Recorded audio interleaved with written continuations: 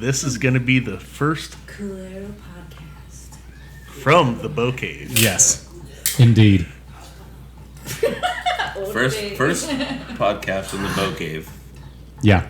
Oh, it is the first in the Bow Cave. Yeah. Yeah. We can hear you, Gage. That's good. Can you really hear me? Yeah, you sound like you're super distant, but I mean, whatever. You're good, dude. Show your pretty face, dude. Come on, big boy. Dude, sun's out, guns out. Shit, dude. There he is. He's in the back. We've got our dedicated beer bench for the night. Gage Reese. That's my little brother. Are you ready? Yeah. Thanks, Oh, brother. he's your little brother. It's like So- he's a little big brother. Yeah. Not gonna lie, he's a big kid.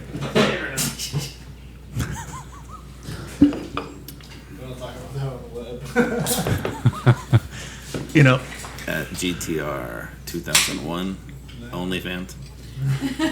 Uh-oh. let's not talk about OnlyFans. Oh, only tans. I'm sorry. Now we're talking. I mean, I convinced your employees that you had an OnlyFans. I do have an OnlyFans. You do? What does it It's only consist of? stumps. Hey, even what are those trees called? Oh god. Redwoods? Yeah, even redwoods have a stump. Gage, you just had to ask what we were gonna start this off with, didn't you? Oh, what are you gonna start off with? Oh, let's talk about Gump Stump.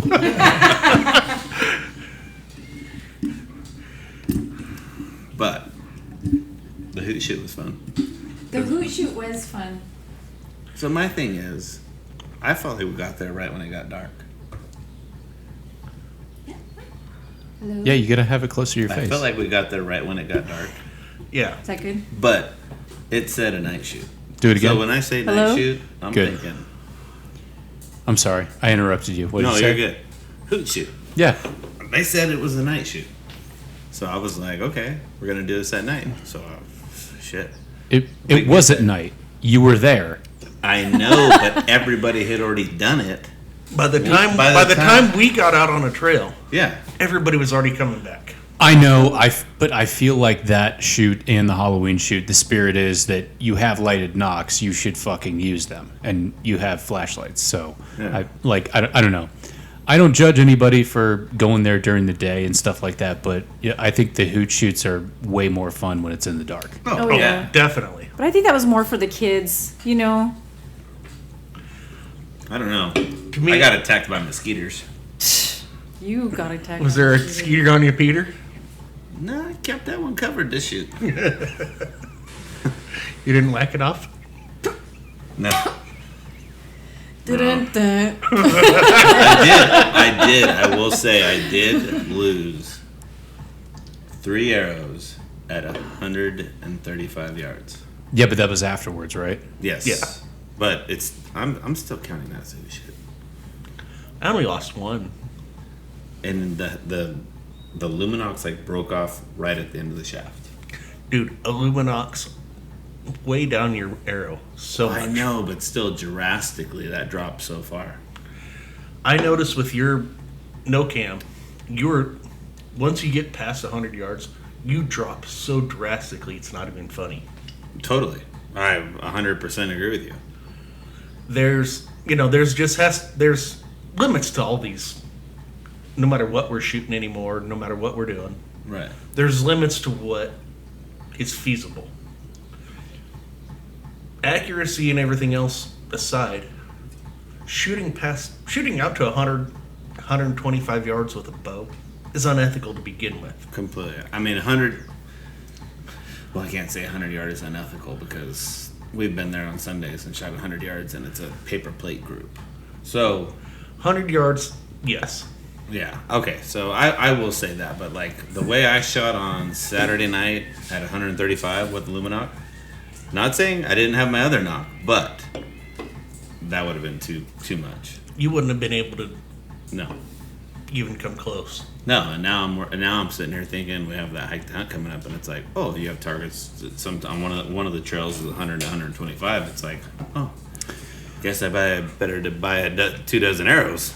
Yes. So basically, I can give you a little bit of an idea of what Hike to Hunt was like last year. So they had four courses, and one of them was the Cabela's course, and I think that was the easiest. It was like all 40 yards and in or something like that on big targets. And then you had the Reinhardt course, which was like intermediate, I would say. Right. And that was actually the most fun for the group that I was in. I shot with a couple people from Tucson.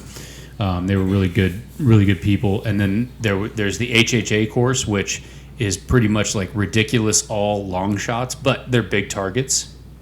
And then there's the Sitka course, which is just absolutely awful.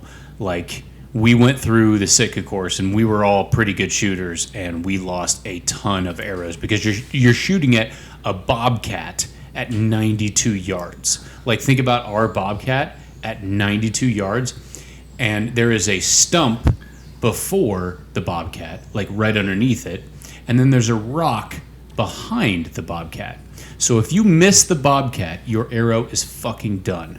So if you miss short, you miss long. Yes. Yeah. So it's one of those courses that's just absolutely unforgiving, and it's just one of those you're gonna lose arrows. So I hooked up with this Did you group. sign up for? PSE, QU. So we did the PSC I one think they're first. changing them up this year. Yeah. I think we did Kuyu first. Nah, PSE first. Was it? PSE I don't first. remember. Which was a horrible idea. I know you sent me the shit, and Yeah. But either way, I know what one of my buddies will be wearing at that shit. I'm wearing a Gage string. Oh, what are you referring to, Austin? I don't know. I just know you have an outfit picked out. Oh, it's me. yes. Okay. I want to know. What's And I going on. swear I hope you do. Oh, this is going to be an inside joke for until it comes out. Oh, it hasn't been out on the podcast yet. It does. That's an interesting choice of words that you just used. Comes out. Jesus Christ. Oh, what am I missing? Oh, you're missing everything. All I'll say is I hope he doesn't leave the shorts in the dryer. Oh, shit. That's all I will say. Yeah, that will be July. It's going to be warm up there, or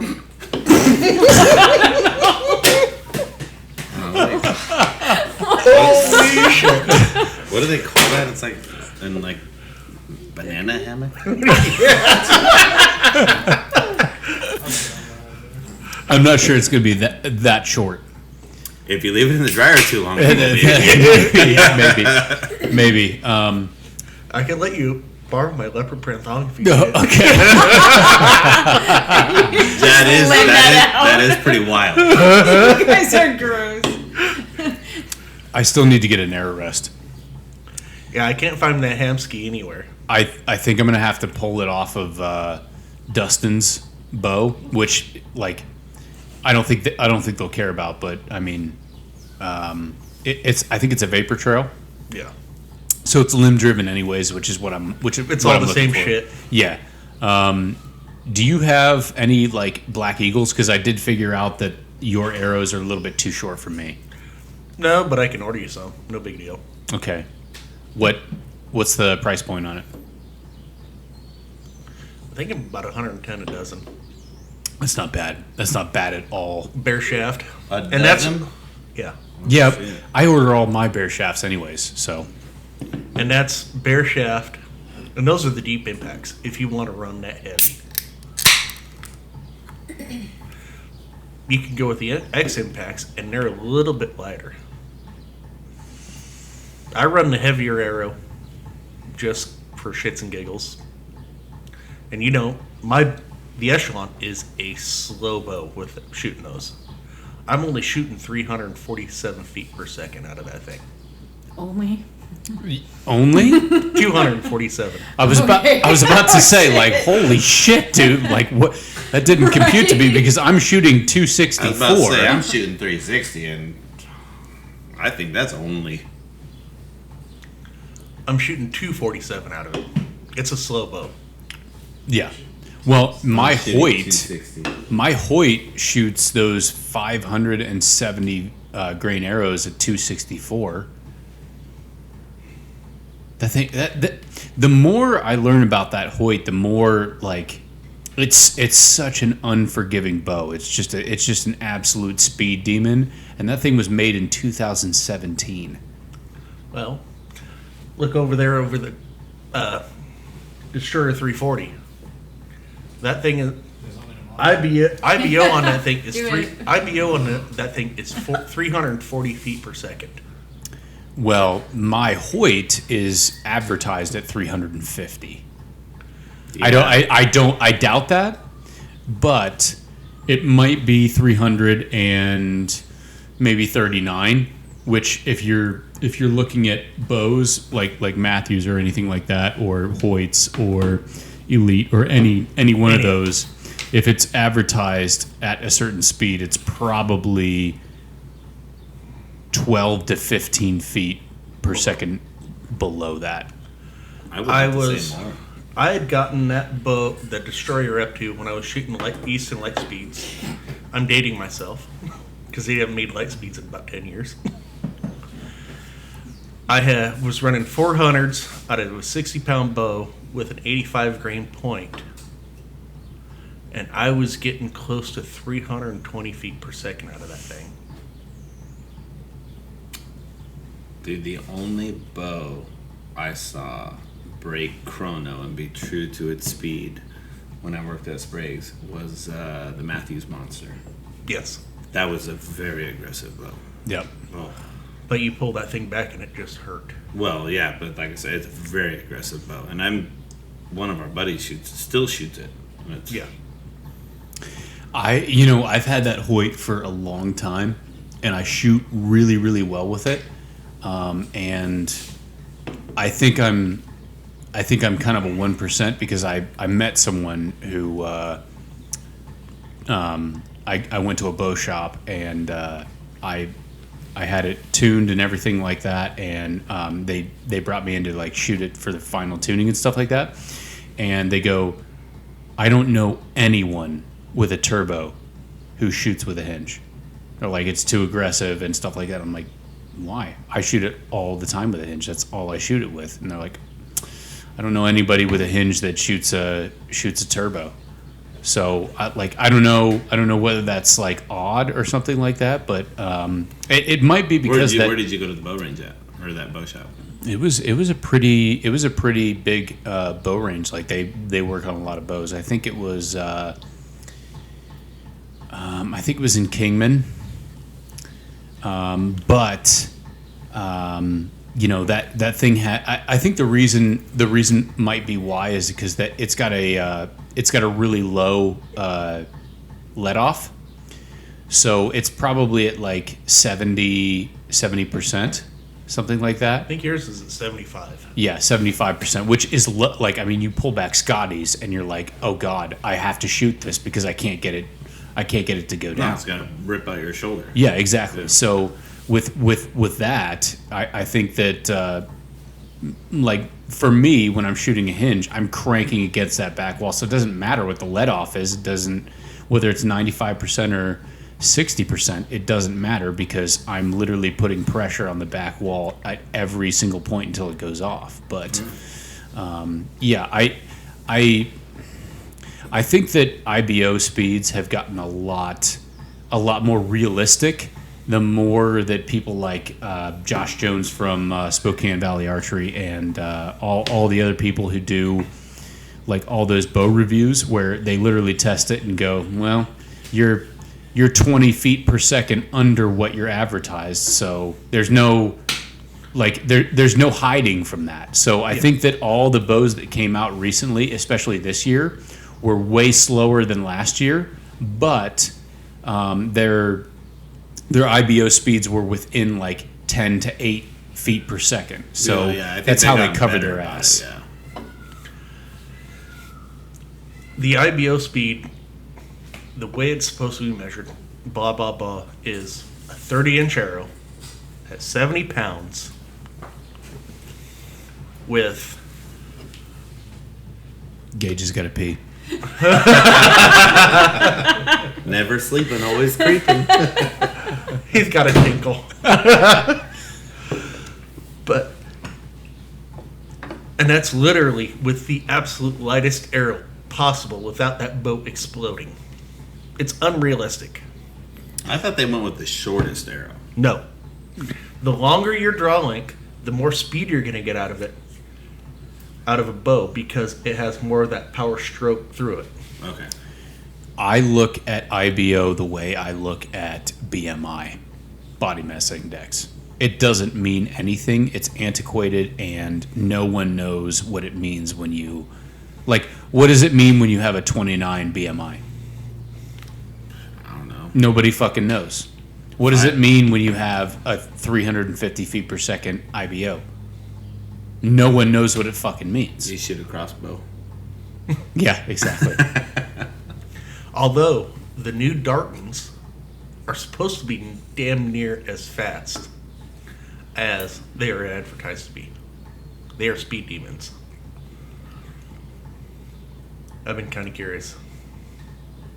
They've gotten really popular in the competition world. I know that. Like there's a lot of people who, especially for B3, who shoot Darton bows. I think a lot of that has to do with the fact. Fucking Peacocks. Jesus Christ. That's Gage. Oh, is that Gage? Yeah, you see how they're Hey, messing with don't rattle up the brothers. don't rattle up the brothers. Oh, fuck. Don't stir up the brothers now. Nah, Don't stir up the brothers now. Gage, grab one of those fuckers and just shoot them. You have to ask me twice, bro. Jesus. All right, where were we? Jesus. Dartons. Now Dartons. that we just stirred up the neighborhood. Hey, you guys. Brandon, are doing a podcast, you guys. Chill out. Oh, you should be sitting over Hey, there. can you cut this video? And, like, you can cut stuff out? Yeah, but I'm not going to cut that shit out. Oh, can we catch one of those birds? And, You can do what you want, dude. like, you think it's like, possible? Have at it. Like, I- dangerous stuff? Wait a minute. No. Have at it, dude. Gage. As his attorney, can I step in? that needs to be videoed. I want to see you try to catch one of those peacocks, and why I'm saying that is because Gage, Oh! Gage, Hold on. come back here. Wait. Come back here. I want to warn you. They have claws. Peacocks are extremely territorial, and they will fucking attack you. I know that because I was attacked as a 5-year-old by a peacock, and it went from a cute bird to an 8-foot wide, 8-foot tall monster Oh, they fucking- that, they bow yes, to you? with razor sharp claws. And he has no they sleeves snap on. at you. Yes, they came at me. No sleeves on. My mom and Sun's my up, dad. guns up, let's roll. I remember exactly where I was. I could take you back to the spot when I was 5 years old and I was attacked by a peacock. It was the most frightening thing I've ever experienced. Oh, shit. Yes. Razor sharp claws I don't mean to bring it up. and yeah. His truck's parked back there. Oh, God. If we're going to do this, we're going to video it. I hope that God one doesn't get you tonight. Well, you've got about 15 minutes until they go up to roost. Let me get like a month like this rest of this beer and then we'll go out. Yeah, Do not- Let's. Pound it, Let's not go. mess with I the wanna see peacocks. this. You do it? Yeah. No. This will be a No, separate video Jen- when we go Dude, catch. Jennifer- you're gonna go viral. No, Jennifer, you're a terrible influence. Let's not do that. Hey, my boy Dave's having flashbacks. Chill. Yeah, Okay? God I'm dang. sorry, so traumatized. it's very traumatic. I don't want to talk about it. Dry turkey flashbacks. The guy said it was a peacock. I bet he Hey, thought it was he's ready damn to go. fucking. No. Ostrich. It was a peacock. I bet you thought it was an ostrich at 5 years old. It went from turkey-sized to elephant-sized in 1 second because it went from a cute little turkey to, and then it went blah, blah, blah, and then attacked me. Did it claw you or not? You're not gonna make it comment. My mom and dad had to save me. I was 5 years old. It was terrifying. It was fucking I terrifying, just guys. you shut up right now. I'm not gonna lie. I'm over here thinking like if that happened to one of my kids, I would be like pissed. And I'm not gonna deny or say I have, but I mean, I could take out a peacock. I know exactly how to take out a peacock. Me too. So Dave, we got you. Okay. You're good. You'll be able to get your truck tonight, dude. Why'd you bring him to such a hostile area? It's fucking peacocks. Yeah, well, you got chickens, and I know people are scared of chickens. Hey, as long as they maintain their distance, we're fine. All right. But I will tell you that if they step to me, I'm gonna they're going to be mounted on my wall. Nice. Like I no. So when I pulled up in my truck, I looked at I got out of my truck. There was a peacock 15 feet away. We looked at each other. We made eye contact, and we came to an understanding. If you don't fuck with me, I won't fuck with you. And that's how we handled it. He came and he's like, is that a fucking peacock? There are enough weapons in this room I think we could take on. Yeah. give me one of them. Right. They're just little guys. You don't gotta worry about those guys. Gage needs his own camera. What's that guy's name on Joe Rogan? Who does all the board stuff? I don't know. The board, Jamie. Pulled it up, Jamie, Jamie. hey. Yeah. Hey, he's quick on the camera. This He is is. Jamie, but he Hey. ain't doing no board stuff. Hey, Ohio State grad too. Was he? Yeah, Is that where you graduated from? yeah, I could be a little nuts on that. You graduated from Ohio State? I did. Was Cardell Jones a quarterback? Right? The Ohio State The University. Ohio State. Yeah. People like to say that. They Oh, yeah. well, the university tried to trademark that, and they were like, "No, you're not trademarking the word the." Well, it's not the, it's the. Yeah, exactly, but it's spelled the same way. So, I'm not afraid to say that Ohio State gets a little bit too big in its britches every once in a while, and that's one of those moments. Wow. They have an archery team? Oh, I'm sure they do.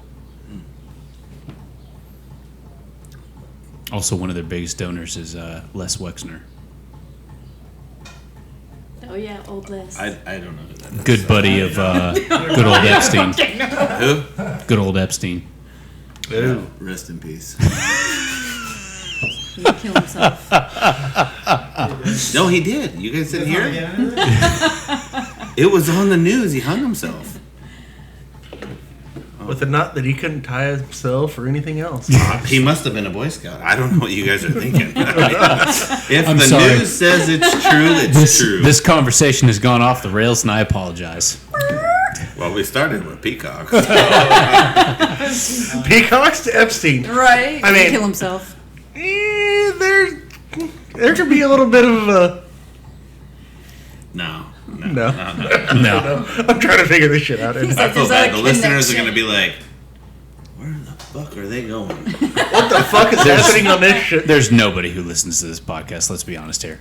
Absolutely not, Ed. No. There's a lot of people We listening. can say whatever the fuck we want on here. Fuck. I think every listener. Oops, sorry, Mom. is supposed to be listening. Sorry, Grandma. In the wise old words of Uncle Eb, fuck Fuck 'em. it. Oh, I was wrong. That was right. I was close. I know I heard that story So, both Gump, times. tell us a little bit about the room that we're in. The Bow Cave. The Bow Cave was originally built 1978. Well, they must have had a nice white paint back in the day. Well, we're down here on Chico Lane. You gotta is say it. You gotta say it. We're down here on Chico Lane. It's Chico Lane. Oh, okay. Well, We ain't hood down here, fool. not according to the homies outside, riled up. They're newcomers. I'm an OG here. Oh, all right. My grandfather built this house. That house. Right. This is the pool house. The pool house came after the fact. My grandmother decided to have it built and everything else back in late 70s-ish. I decided to move back in with my mom because, for one, I'm a cheap ass. And as you should have. For two, why the hell not? Wonder if I should just tell Tim and Mom moving back in, Mom and Dad. I ain't got no kids. I ain't got no wife. You're the one that's fucked on that deal. More See, the Peacocks agree with me. Jesus. I guess he was here first. Yeah, dude. You're like the OG. Gage is out there like looking out like a sniper or I something. swear, he's on Jesus. camera. You see what's going on over here, right? Well, there's a release sitting on the there, and you can just pick any one of those bows up and do what you need to do, Would you boo. be mad if I really shot one? Or No, fuck no. They're not protected, are they? No. These Not in this neighborhood, These are sorry. feral Not in fucking this neighborhood. animals. Hey, we're talking to the OG of Chico Lane right now, okay? They don't make a move unless they get the okay. Here's the key holder. That was good. I like that. So I moved in here. Moved back down with Mom. As you know, I've got a whole lot of shit. Well, a lot of hunting shit. Yeah. Yeah. I don't have room in the house or the garage to put all my shit. This place was pretty much well vacated, and nobody had really ever used it in probably the last 20 years. What was in here? Just like standard pool house? There was a bar over here. There was just shit. And Yeah. I like it. so we took it all down to the studs.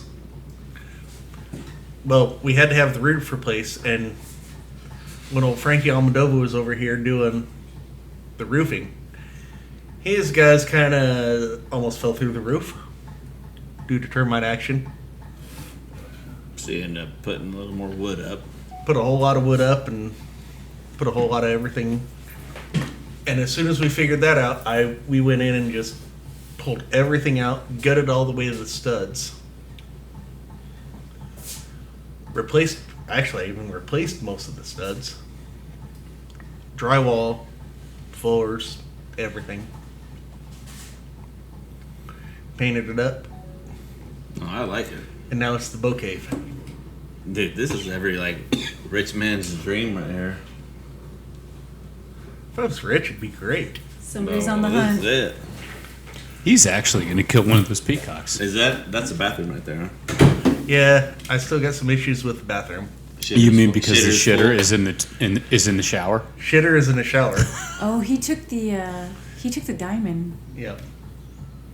Oh, he's really gonna kill one. I'm surprised. You didn't pick that up, did you? No, I did not. Oh shit.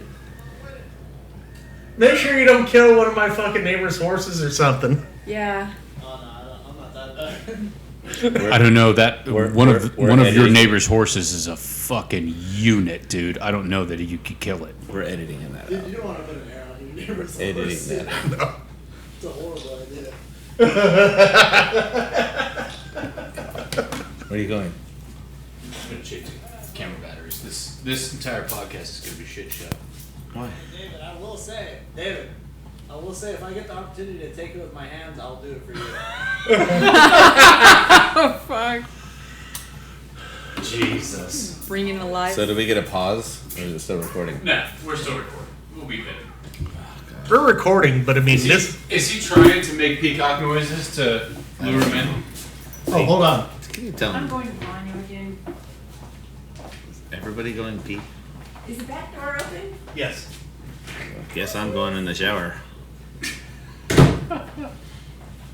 The celebrity guest Gage is trying to tell us what we're gonna do with our podcast. You're just a celebrity guest. No, From now on, it's not Gage, it's Tango Foxtrot. So Tango Foxtrot's sitting over here. I would like to get him on a microphone sometime. He will. He'll get on there. He'll After get this on one. there. I'm good. I just Oh, were you have trying to this- get somebody's attention? Yeah. Oh, do you need a beer? You got any Gatorade? No, I'm good. No, I have one. Does a duck with a boner drag weeds? What? Does a duck with Yeah. a boner drag weeds? Depends on how long it is and how deep the water is. Actually, they drag lily pads. Jesus. You know, when I grew up, it was never that. It was always the frog's ass watertight. And it's bear shit in the woods. I'm trying to remember the other one I know, but it's horrible and it's disgusting. Well, you know the other one. The other Might as one well just was say it does a now. frog drag its dick in the Right. weeds? No, does a frog with a boner drag weeds? Whatever. That's still some hillbilly shit right there. Yes. You're gonna hurt my feeling. So, enough about frog dicks. All right, Jennifer, how did you like the Hoot shoot? Hurry up. The Hoot shoot was fun. I did the go around. I started. It was just getting to be dusk. I went with Michelle. She's part of the Yuma Desert Doves. That's where I met her. Yep. She's awesome. We shot. It was cool. What'd you score? I didn't. You didn't keep score. keep Neither score. did I, but I didn't particularly care. Yeah. Did you have lighted knocks? Yes. Okay. Yep. Yeah, I had my lighted knocks from last year. Did you use a rangefinder? No, I did not use a rangefinder. And I did really good considering I didn't end up with anything in a tree or lost. I got all my arrows. I only had 2 lighted knocks and Well, did you do it early where you got yeah, done? it was still pretty light. Yeah.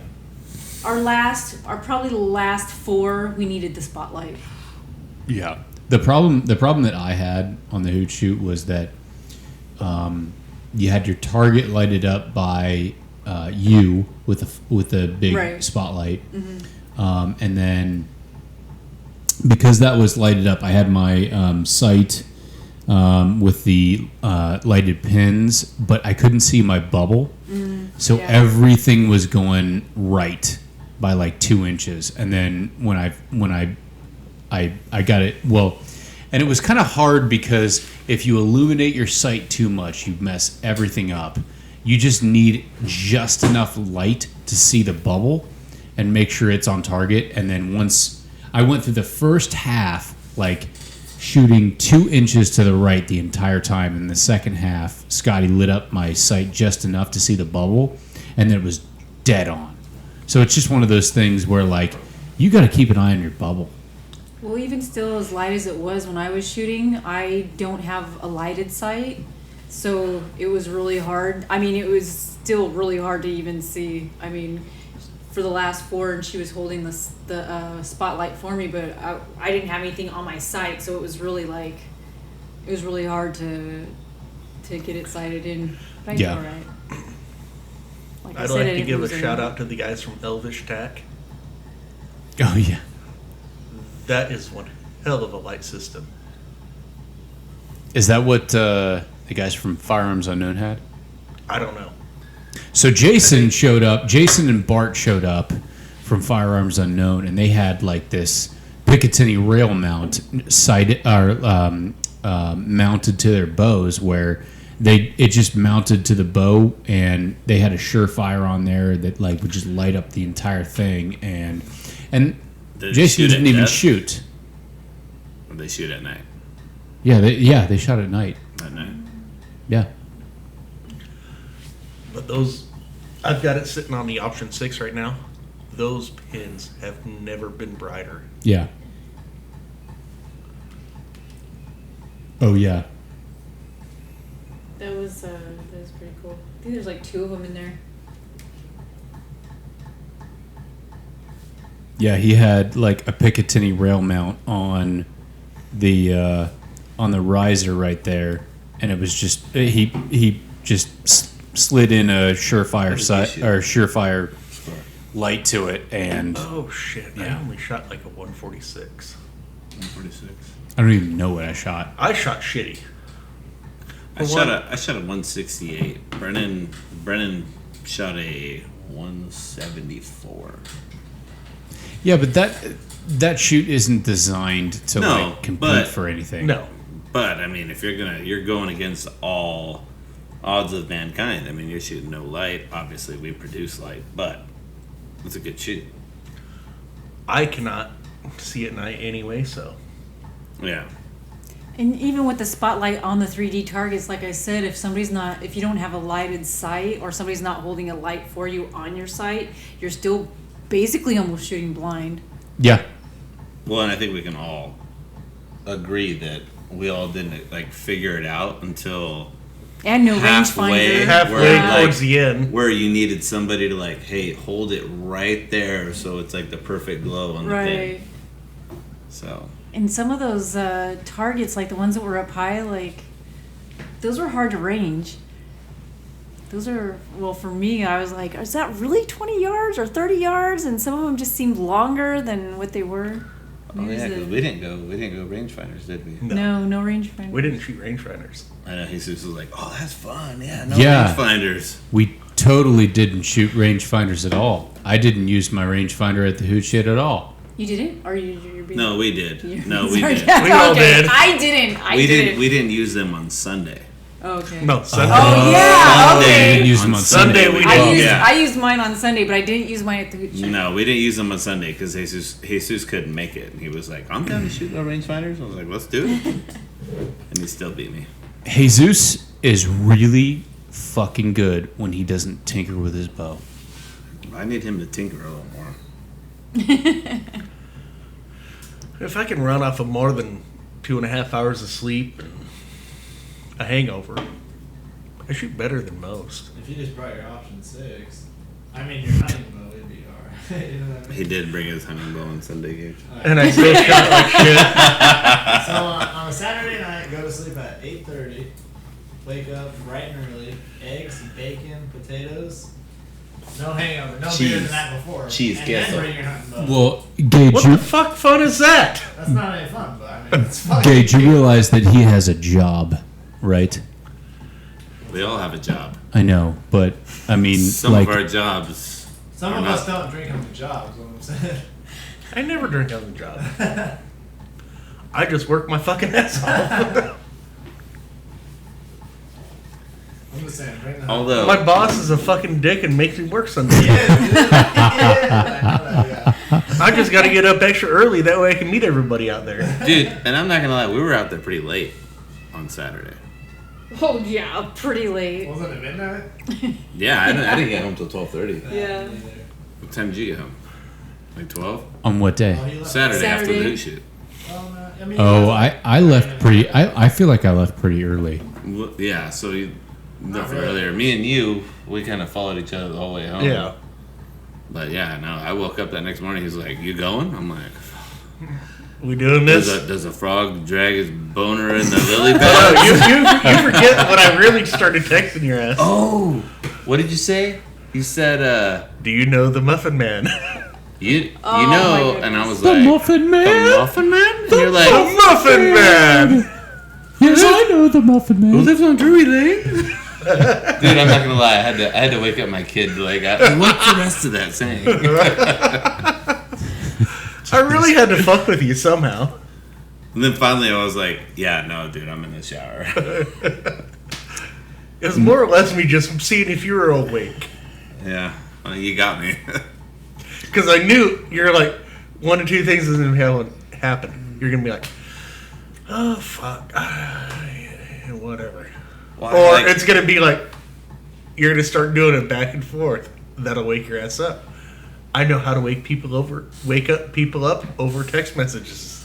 Well, so like at night, I try not to leave my phone on silent because there's a certain period of time where like I'll get a call or something. I'm like, I missed it because sorry, I put it on like do not disturb. And then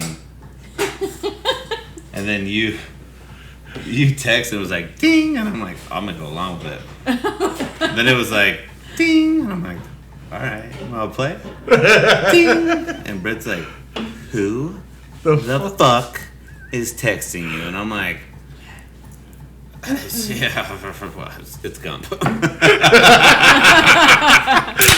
She's like, are you going? I'm like, yeah, I'm rolling out later. I think it was more the in-laws. They were like, you're leaving again? The bow range is closed. I'm like, no, it's not. We gotta go Bow pick range up. is always open. We gotta go pick up. Shout out to the guys that helped set all that up. And No pick it shit. up. Those guys set Yeah. up. They set up For real. a great course. Shout out to them. On Saturday and Sunday. Yeah. Yeah. Well, they set it up Saturday and picked it up Sunday. But yeah, shout out to them. I was not a part of that, and I did not come on Sunday. So Well, shout out to Dave. He also was up Saturday morning at 4 a.m. setting up for the Yuma Valley Rod and Gun Club. yes, Youth fishing clinic in Youth Fishing Somerton. Clinic. that's correct. I would. Yeah, I think I woke up at 4 a.m., but that's just because I'm neurotic and can't. I pathologically on time, you know. But no, like that fishing clinic was freaking awesome because we caught. So before anyone even got there, Brian caught a gigantic catfish. You can see it on my Instagram where I make fun of Brian. What is it? 614 Yes, archery? 614 Archery is everything on my my YouTube, my Facebook, and my Instagram. So he just couldn't let the kids have the first catch. He had to catch one first just because he's Brian. And then we had, I think, 9 catfish in the first half an hour. Wow. That pond in Somerton was stocked to the brim, and then we had some catfish that you could have stuck your entire fist in its mouth. I mean, that's how big those catfish were, and it was freaking awesome. I think every person there caught a catfish that day. That's That's awesome. Do And those they- kids, they look so happy, all those pictures. And that note you got, oh my gosh, that was so cute. So does Game of Fish stock that pond before those? Yes. So basically, Yuma or Arizona Game and Fish stocks 4 ponds in the Yuma area. They got the Pack, West Wetlands. How we doing over there, Gage? You make a lot of noise. They stock the Pack. They stock West Wetlands. They stock. I don't know if they stock Redondo. Yeah, they stock Redondo. Yeah. And then they stock Somerton. And basically, if with Yuma Rod and Gun, if we call Arizona Game and Fish in advance, in a maybe a month in advance, they will stock it for us, and they will they will do that for us. So Well, I know that Game of Fish stocks Fortuna Pond. With Yeah. trout, right? Too. Right? Well- in the winter. They stock Fortuna Pond fairly regularly because there's no real inflow from the Gila or anywhere else. Shit, not anymore. yes, I think there's 5 water holes that they stock. So Fortuna's the last one. Fortuna. What about the East Wetlands? There's no pond in the East Wetlands. It's just the canal. Yeah. Well, and the river. So Well, the canal that comes off the river. And yeah, they don't need to stock the No. East Wetlands. Well, because I know a couple guys that work that they go out there pretty regularly just to get the trout in the winter. Oh yeah, I mean, did you see the picture of the 24, 25 inch trout that 8-year-old caught at West Wetlands? It was freaking It was- nuts. Jamie, pull that up. hold on, I got it on my phone. That 24 inch trout was almost as big as the kid that caught it. Dude, It was nuts. I have a picture of a trout for you. Brown trout. No.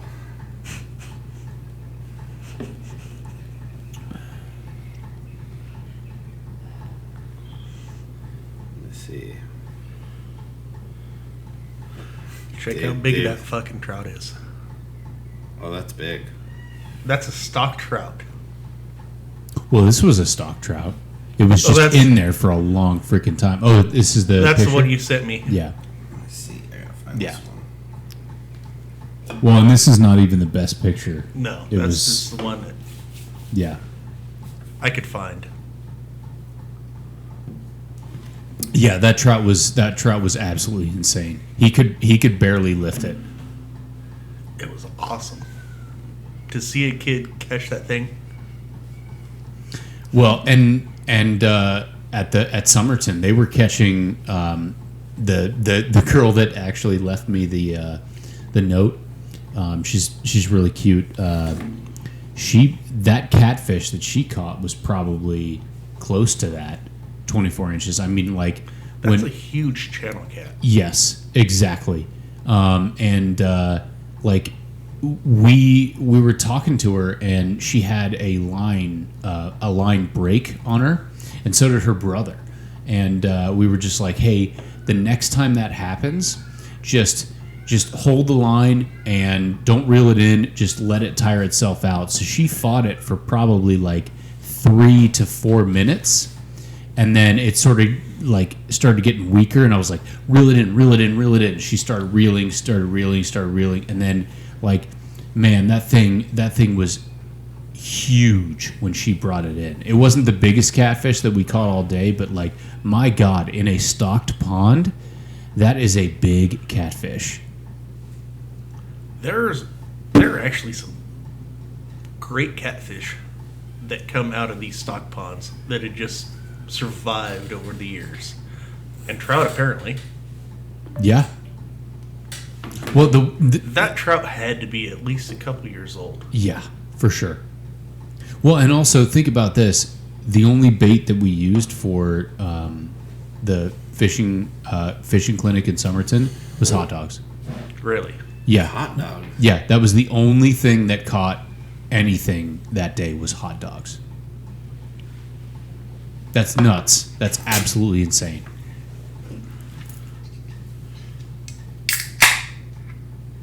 That's a trout.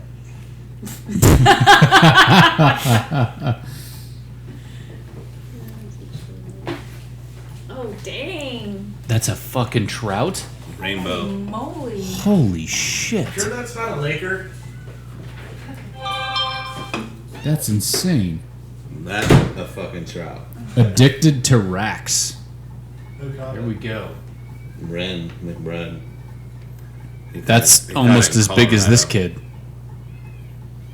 These fucking peacocks. Trolling in a canoe, dude. There you go. That's an insane trout. Is that trout like pregnant? No.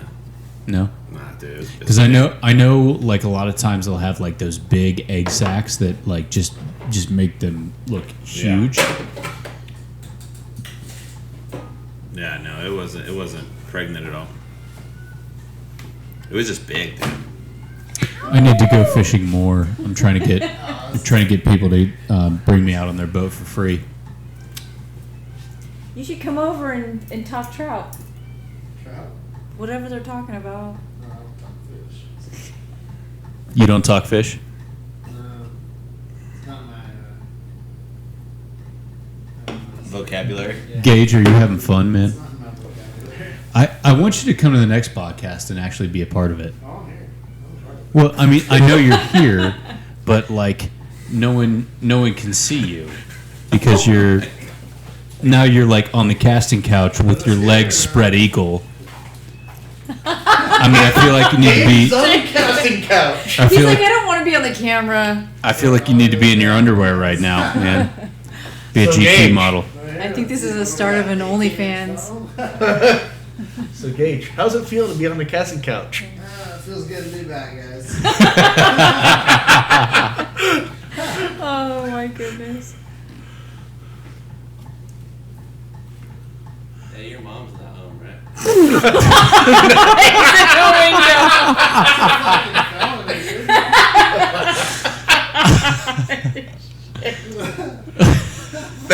she's not. Goodness. No, but there's cameras right there. There is cameras right there. I can't see. Yeah. It's just a dark figure out there. You're fine. I'm gonna need you to cut that out too. No, that's gonna be the thumbnail. I don't think my cameras are good enough to capture something that small. Hey, fuck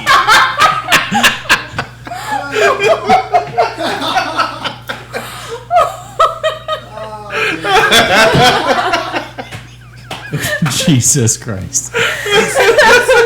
What? We just had a cold front. All right, it's my turn. Just at that moment. Okay. Well, we're gonna wait for Dave to come back because I want to talk about the regs. About the what? The regs. The regs. Game and Fish. They came out.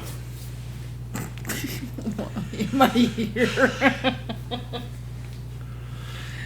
I mean, Dave is going deer hunting with us. Yes, we're making him go deer hunting.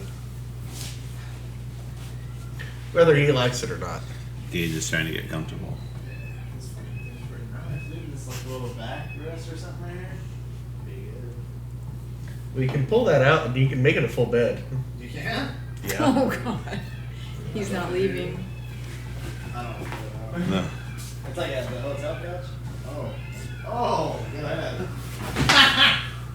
Oh shit. Oh damn! Now we're talking. That's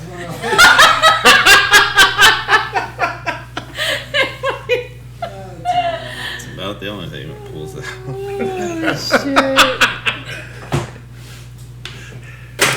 Hey, my track record is impeccable. That you know of. You know, I coached the kid in T-ball one time. I'm 99.99% sure. batting average. 400? 300 then. That's fun. 9 out of 10 right there. The other one just didn't took. So, The other one didn't pass the pool. you good? I'm good. Mas Bueno? Most bueno. I had to. Oh, jeez. I could hear that from here. Yeah. That's. I'm going to mute that in this particular part, but yeah, that was awful. Like, what the fuck is he talking about? So my headphones made contact with the mic and it went, yeah. Okay. Austin, you're an IT guy. Come on. You should You know, know that. buddy, I was thinking something. I was in left field. So I don't mute that That's out. what she I said. Does it burn? I think birds when I pee. Never had that experience. Thank God. You never had to go down to Mexico and get the penicillin shot? I have not. No. Consider yourself lucky. I do. I definitely do, Gump. All right, what did you guys want to talk about? I would like to talk about Game and Fish, the regs. The fall rigs came out. Yes. Ooh. Oh, I'm excited about So that this. means you're putting in for deer. That's why. Okay, so I'm from Ohio. So Ohio probably has the easiest regulations as well as the easiest way to get deer tags and stuff like that out of probably any state that I know. What's the process like for Arizona right now since the reg just came out? El Campo? So, El Gumpino. get your hunting license. No shit. Yeah, I already have that. Check. I'm doing it for idiots. Okay. Is this how to put in for dummies? Yes. Okay, Yes. all right. Make sure you get a state ID number from them. or a Department ID. department ID. Yes. Department Does ID. You mean that a come custom- with when you get a? Customer ID. Okay, gotcha. You basically, with Game & Fish now, you have to create the Arizona Game & Fish portal account. Which I already have. So, money. Oh. So that's easy. In fact, I think they probably require that now. I thought that Yes. came with getting a license. No. Because on the license it says a ID. Oh, that's not. No. Damn it, man. Get See? your Like we create said. create your customer portal. Get your customer ID. I've had the same, and this goes back to how many years I've been putting in. It was called the Sportsman's ID. Well, and this goes back to episode 1 where I had the conflict of shifting over to the portal account for bonus points. Yeah. But I've ran all my same shit for years and years and years.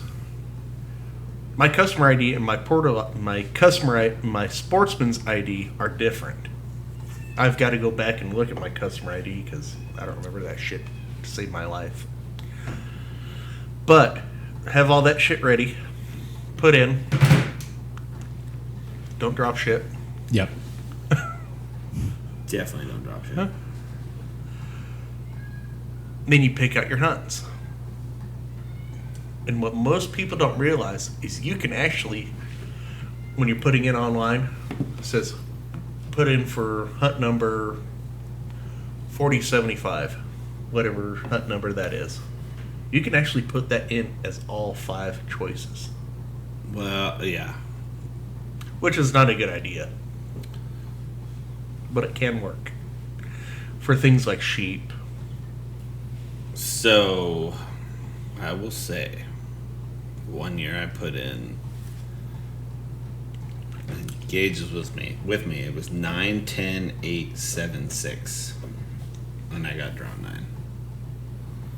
But then Scotty, which you're not here tonight, we miss you by the way.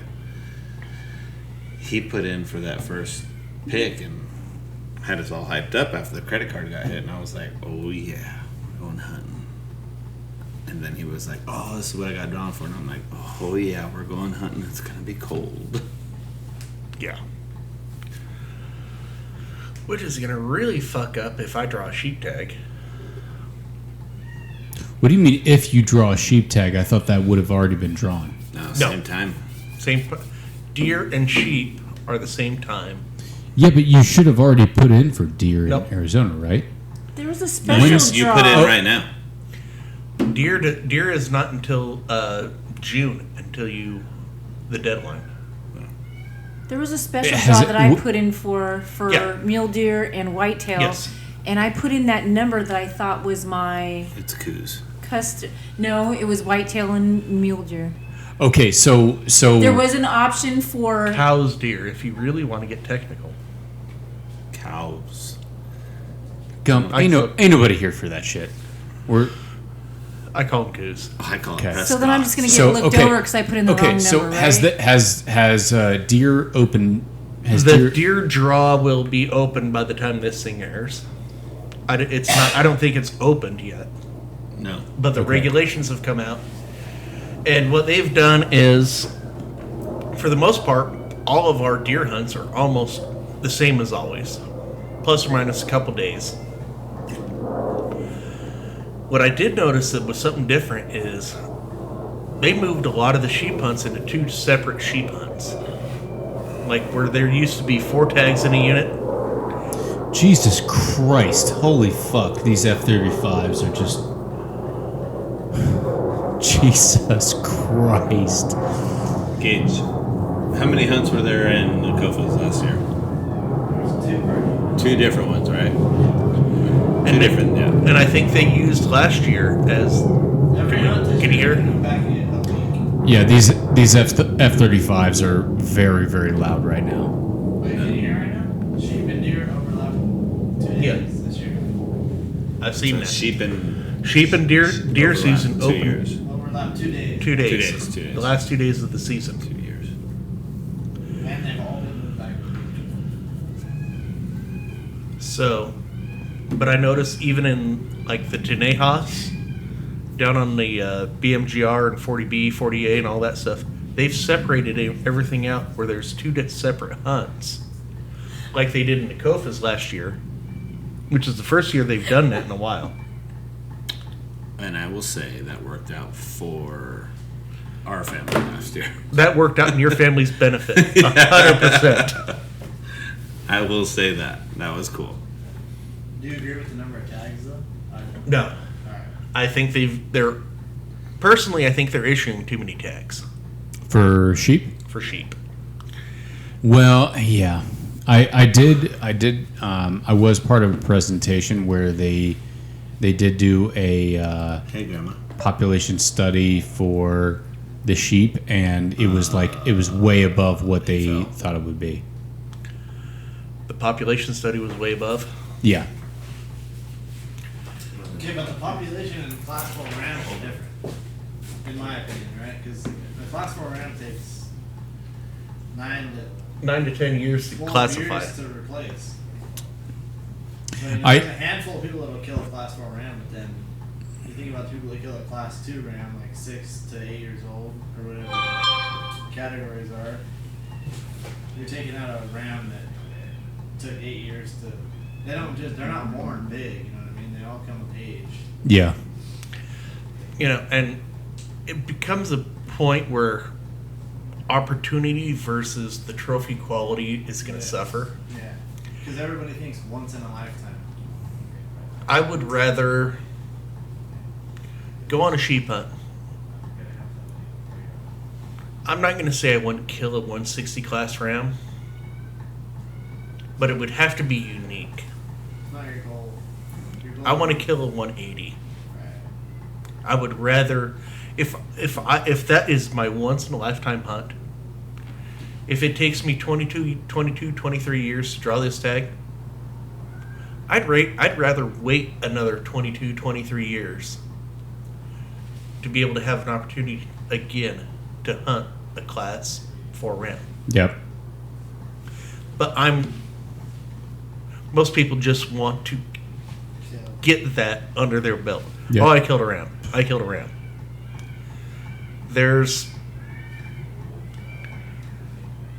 had a Kofa tag this year. I had many opportunity to kill fork and horns, spikes, basket 3-bys, all this other stuff. I didn't even think about pulling the trigger. It's not something I wanted to kill. You could call me a trophy hunter. But what that is, that's Population management. population management, and I'd rather see somebody else have an opportunity than me just kill something. Yep. I don't want to be the guy that goes, oh, there's a fucking spike.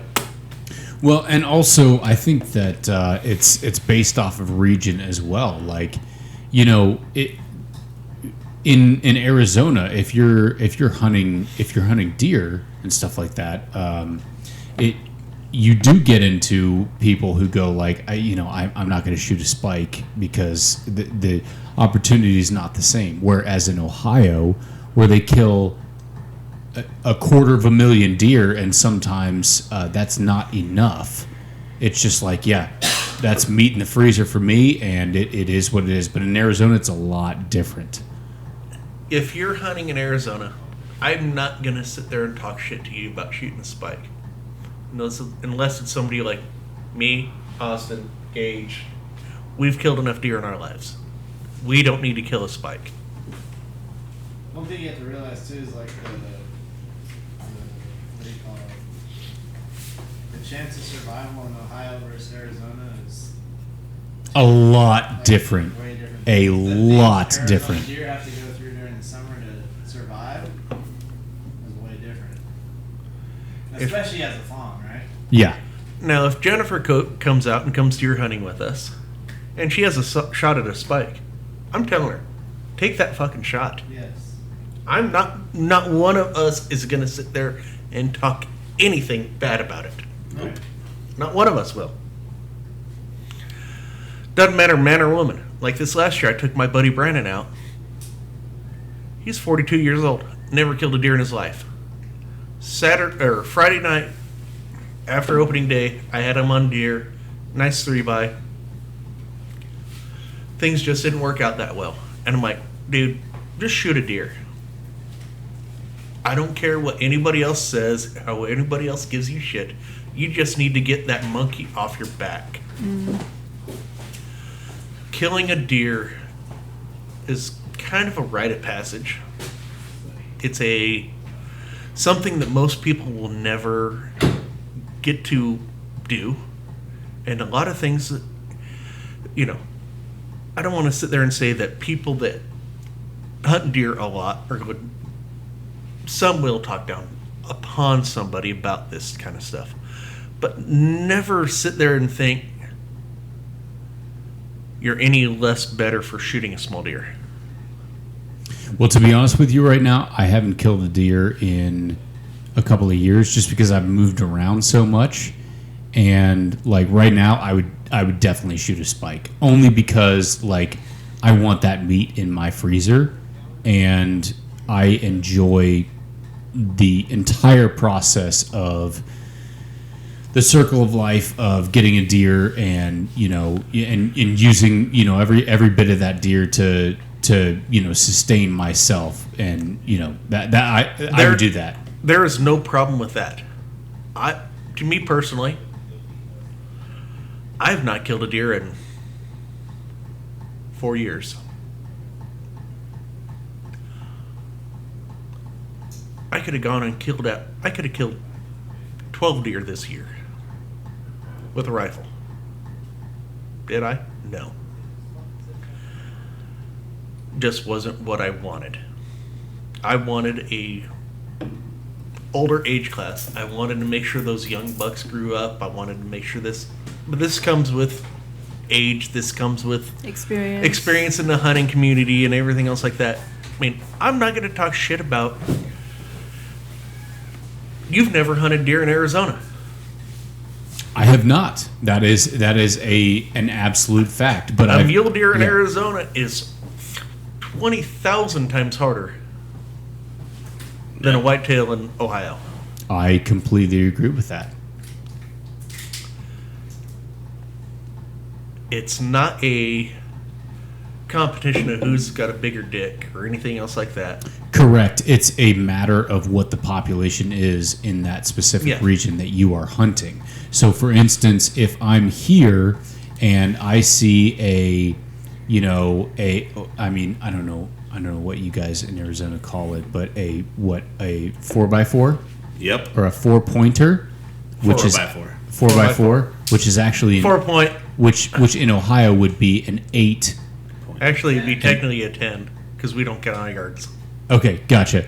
So in Ohio, for mule deer, yeah, in Ohio that would be kind of a small deer.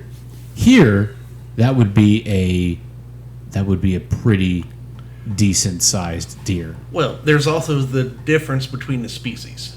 Yeah, you've got a mule deer. A 4x4 is literally what a mule deer grows up to be. That's about as big as they get. Yep. Unless they start getting some genetic tweak or something else within them. Or they're high fence. Yeah. They don't really tend to grow out many kickers or anything else like that. You don't see many drop tines ever happening with mule deer. I do know of a population of mule deer in Arizona with drop tines, but getting a tag for that unit is next to impossible. Is that Kaibab? No. Okay. I'm not going to disclose my spot. Yeah, that's fine. I'm not going to ask you to. I'm not going to disclose my spot. I know where they're at. And this was told in confidence to me by somebody else. Oh. Yeah, we're not going to ask. And it's not in the desert. Oh. But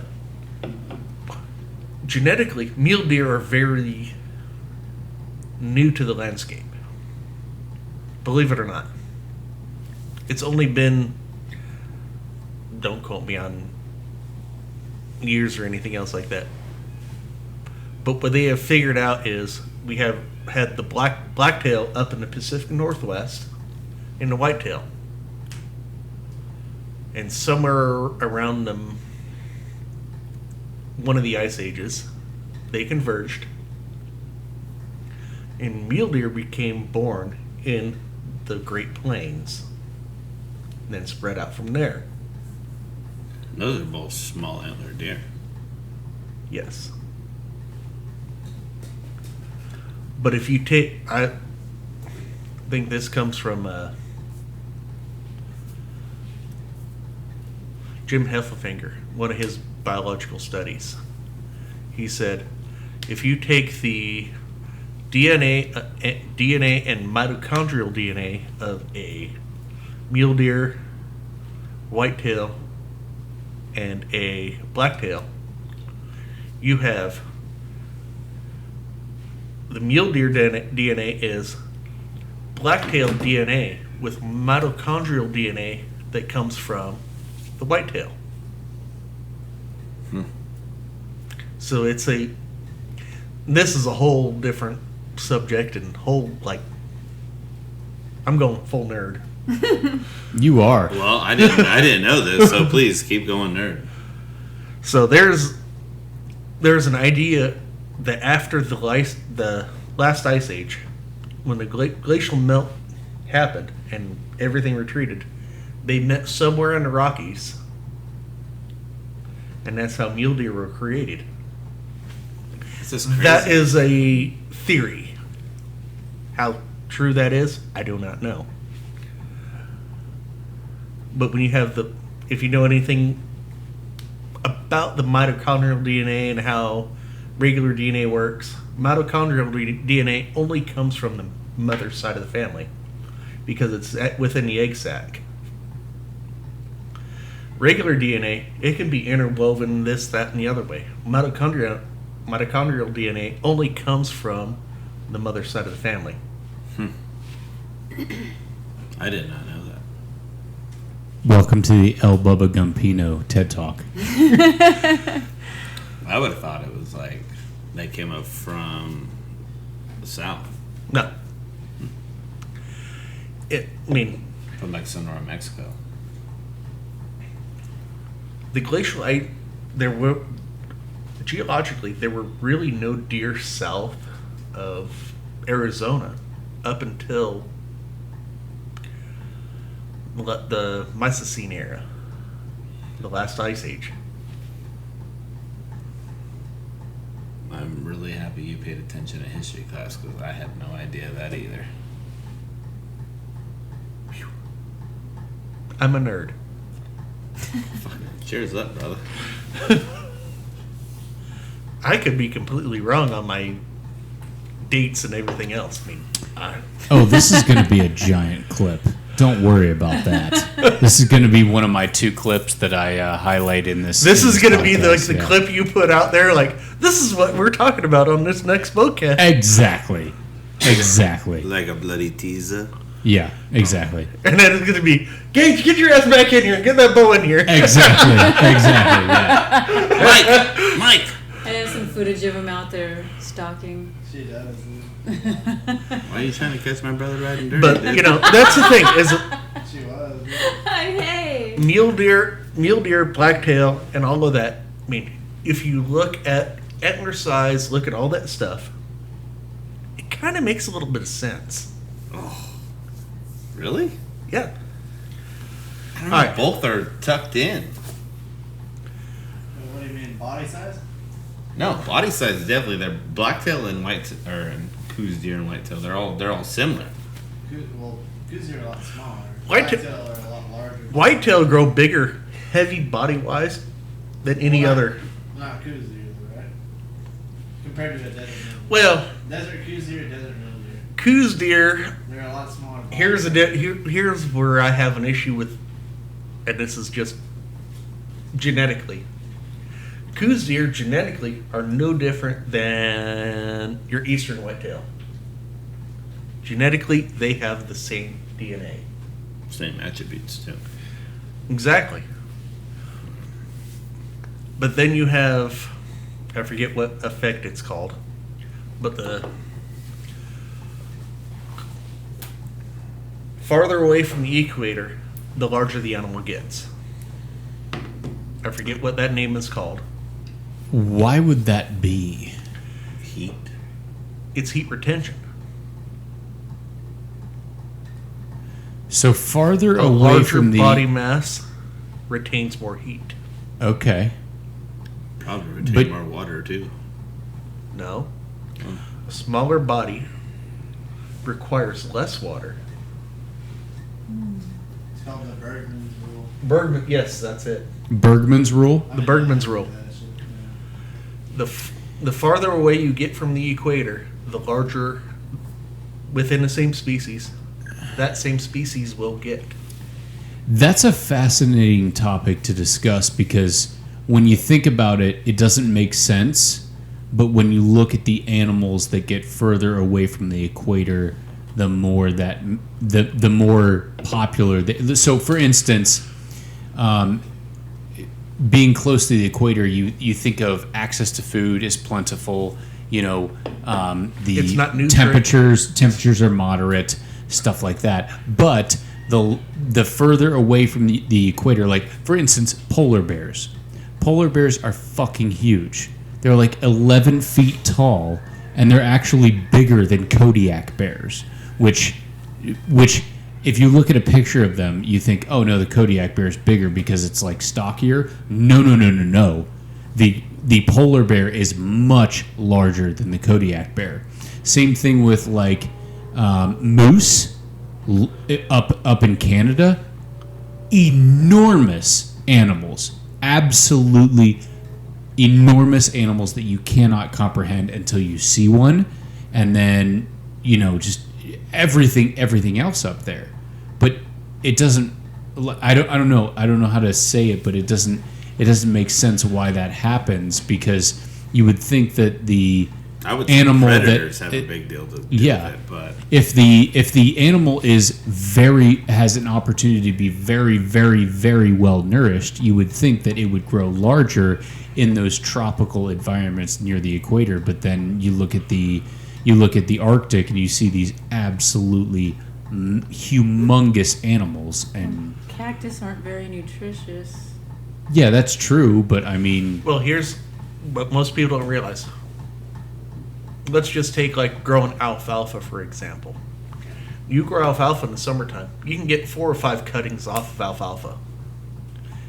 It's not nutritious alfalfa. It's just makes them filler. look big. It's filler. You get, just from down here, a December, January, February cutting of alfalfa. Those are in high demand because it has so much more protein, has so much more nutrients in it, because it grows slower. You think about the way the plants are, the slower the photocycle, the more nutritious the plants are. Yep. You went nerd on us. I love it. You have an ag degree? No, That was pretty good. biology degree. bio what? Biology degree. Oh, biology degree. Environmental Gotcha. science and biology. You graduated? I'm being Yes. serious. I'm asking a serious question. Yes, he did. Yeah. From what school? And you? Let's go. My man. I can go full nerd if we really need to. Dude, that's pretty good. I did not know. No, that was I a did not know fascinating that about was you. a fascinating topic. Wow, let's talk about photosynthesis.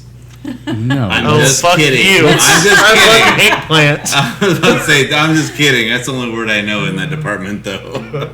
I'm like, fuck you. we went from almost watching Gage hunt a peacock to full nerd silence. I did. That wasn't almost. I did. He passed on him. He didn't have a big enough. I didn't Didn't have a big enough fan. I went at him and he didn't flare up. I was like, this guy's scared. That guy about the FAFO, you know what I'm saying? For real. Holy shit. This thing. You know, you're having issues with that thing tonight. I know. It's like I gotta So like what's lean up in. with those potatoes? Yeah, I'm going to throw them on here in a moment. Oh, potatoes. Oh, Yes. okay. Yes, we still haven't had dinner yet. What's up with shit. the bow?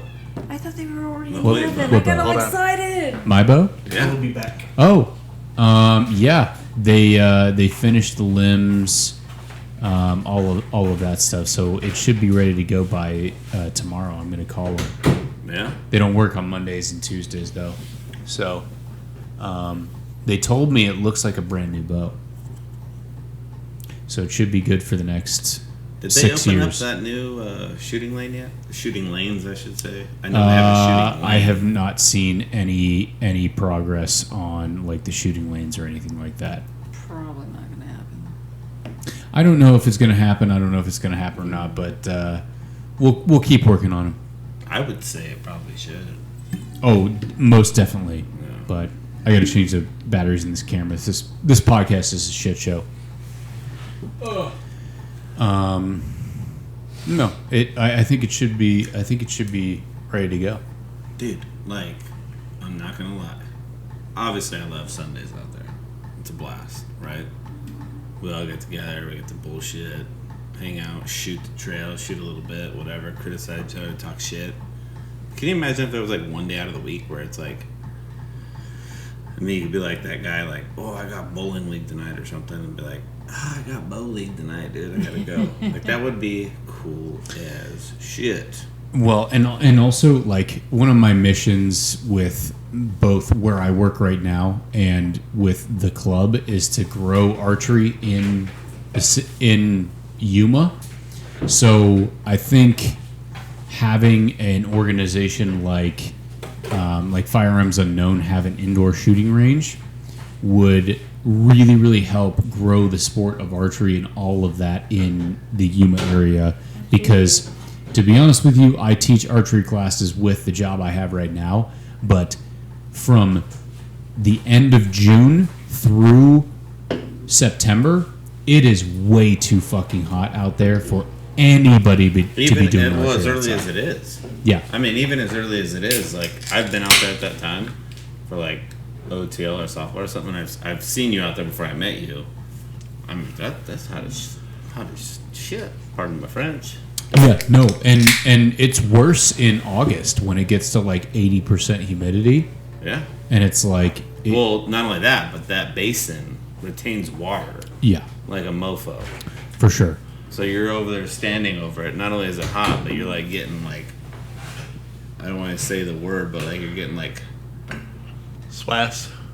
Swamp humidity. I was gonna say moist, but humidity. Moisture than an oyster. Yeah, no, an indoor shooting range for the months of October, or for the months of probably end of May through September Oh, money. would be perfect. Perfect.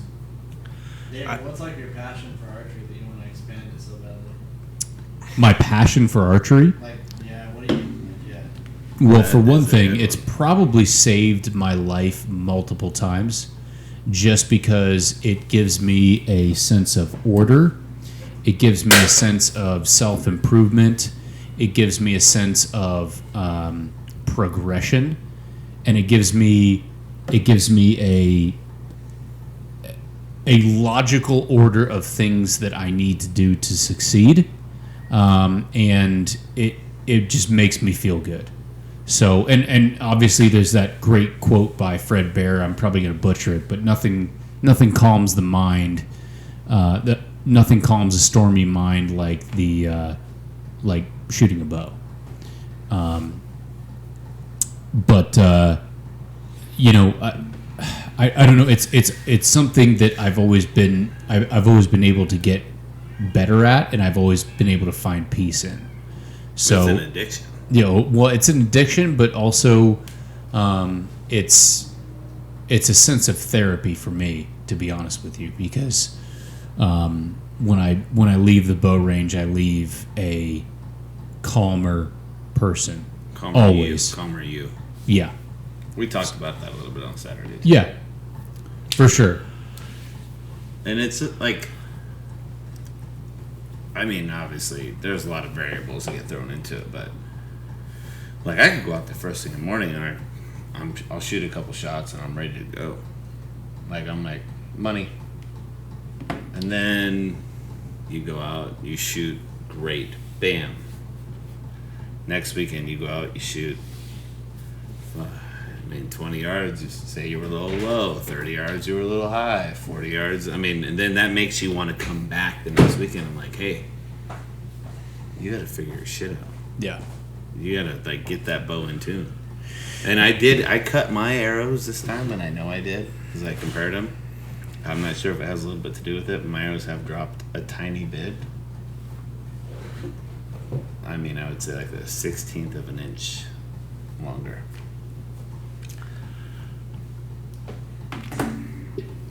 So here's my thing. It started getting more and more like therapy. The less I focused on the result of archery. So the difference between all 10s and stuff like that, and I focused more on the process of my shot process. That's when it became more like therapy to me, and it became I got better as an archer doing that. I enjoy the process of trying to perfect my form versus trying to Be perfect. what's up? Be perfect. Yeah, versus trying to get a perfect score or something like that, versus focusing on the result. The process to me right now in my life is way more important than getting bullseyes and shit like that. So that's when it really changed for me and really started to become like therapy for me for anything. Whether it's my personal life, whether I'm pissed off or frustrated in my personal life, or whether things at my job aren't going quite as well. The things that archery offers me a way to control myself, control my emotions, and stuff like that. So it's really, really helpful for me. A lot of people talk about recoil therapy. To me, recoil therapy isn't nearly as good as flinging an arrow. It feels good to go shoot a gun. That's on a person-to-person basis, though. Yeah, but can you sit out there and go, well, I had to work on myself, I had to work on this, I had to work on that, I had to do this. When you pick up a rifle, you just go, bam, bam, bam. I feel better. Yeah. Trust me, I like my guns as much, if not more, than anybody else. Well, I will say, I think archery has a lot to do with your emotions. It does. Has a ton. Because I had a shoot where one of the days I shot great. Next morning, rolled into it. Did good for about the first quarter of it. And then I started just little mistakes, you're canting your bow, you're letting your arm down too early or something like that. And I was pissed.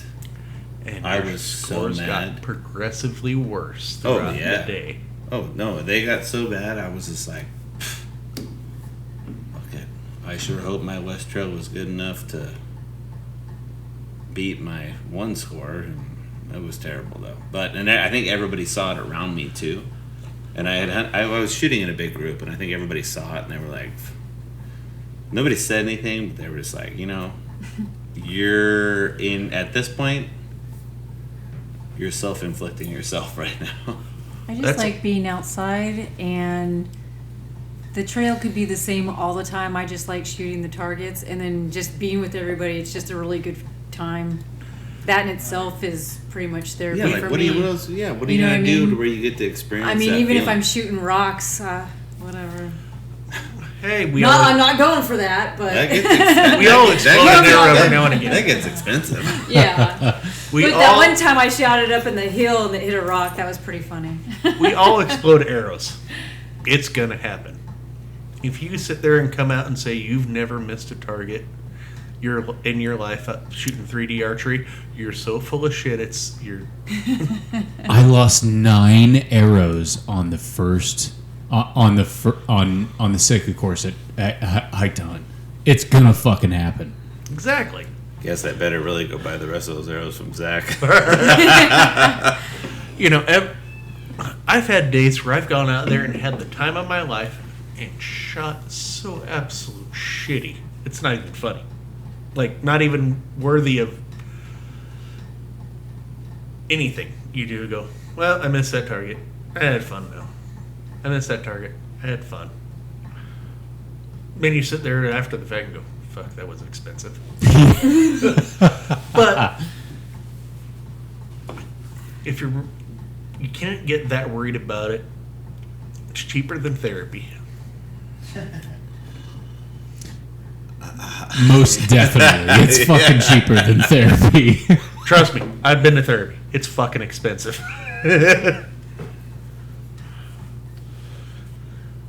$1,300 a month? That's fucking expensive. Oh my god. $1,300 a month? Well, that's what therapy costs. Oh my gosh. Shoot. Fuck that. Why did I say she? That's a new bow every month. I think I was telling you about that shot. Yeah, so like, I try A not couple to get, $100 bucks an arrow is cheap. Right? That's still a I try five. not to get like too razzled up, but I think I do just because I'm like, dude. But You've seen me where I've had days where I shoot like absolute shit. I'm hitting fives. Oh I'm going, my gosh.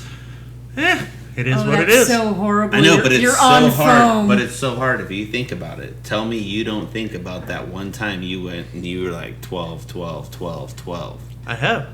But it's also been either a different mindset, a different physical state, or something else like that. Yeah. I shoot better hungover than I ever do sober. Dude, I'm going to shoot you on that one. Not going to lie. Group tightener, not bad. But Alright, why don't I get into a real topic here?